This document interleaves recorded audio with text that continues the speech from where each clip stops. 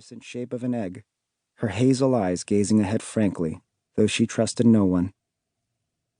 She, a well-known actress, weaved toward my Abaji's lover with fluid movements, a walk she had constructed through hundreds of hours of practice. After greeting those she passed, she sat across from a woman with false eyelashes and, in a tone she reserved for children, said, "You got home rather late last Friday evening, didn't you?"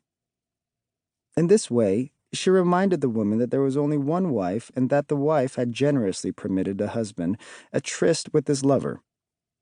My Amani's fierce pride disguised her wounds like a cloak. My Abaji was a man confident that his decisions were right. He wasn't too alarmed, and smiled jauntily as he sat beside my Amani.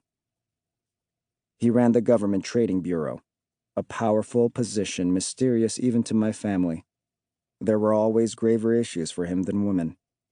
But as his lover flushed and leaned like a sunflower toward her unknowing husband, my Abaji whispered to my Amani, "Was this necessary?" She said, "Does it matter?" She tilted her chin high, lifting her neckline to hide the subtle physical changes incurred over their marriage arranged by the great general himself. My Abaji didn't notice or care about such details. But she cared about her unsmudged red lipstick, about protecting her dignity. That last night she upheld her part perfectly until there was no part left to uphold. To the wife of the number 11 rank in the party who was next to her, she said, "How was your Amanim surgery?" Then, "How was the honey I sent over?" Surrounded by the group of 40 guests, fenced in by their limited freedoms, my pragmatic Amani maintained her alliances. Minutes later, she said to the number 7 man in the party across from her, "The plans in your speech last week will serve our country so well." As the man blushed and pontificated on trade techniques, my Amani's chopsticks hovered over slivers of blowfish and tuna still quivering on the plate, part of the latest shipment from the Tokyo Tsukiji fish market flown in on a private jet. My Abaji anticipated the brandy that would be served later. It made him nostalgic for his work trips to Europe, a continent, he had told me, where the whole world was for sale. This was our life. Before the ruins of the overflowing table and the movable fountains of Shiva's Regal were cleared by a dozen attendants, my Amani's foot nudged my Abaji's, her eyes insisting on the glass in front of him. He raised his brandy to the dear leader's health, as prompted, and said, "To our great general." Finally, they dared to look at him. The dear leader lifted a glass to himself, and only then did all the other glasses in the hall rise in succession. "To our great general," the bright, anxious mouths said.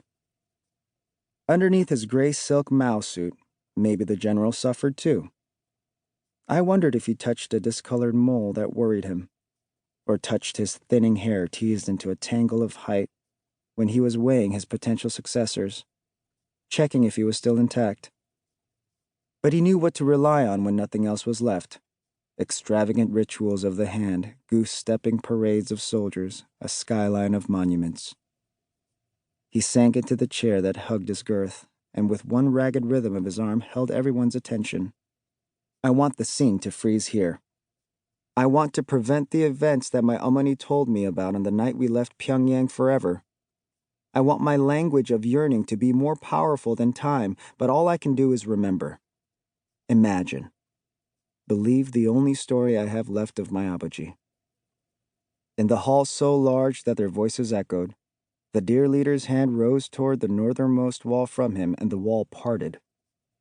The attendants dragged back the red curtains and revealed a stage behind the wall.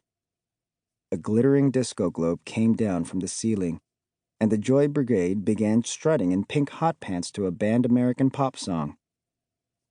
Everything about the performance, in theory, was banned. The women were too close to the dear leader. Many would have bleak futures. I would hear about a girl who disappeared to the camps after resisting the dear leader's advances. Another who had idealized a visiting Swiss diplomat and lived with her nostalgia. Still another who married a stranger because the dear leader commanded the match. The dear leader stood up and everyone averted their eyes. He said sharply,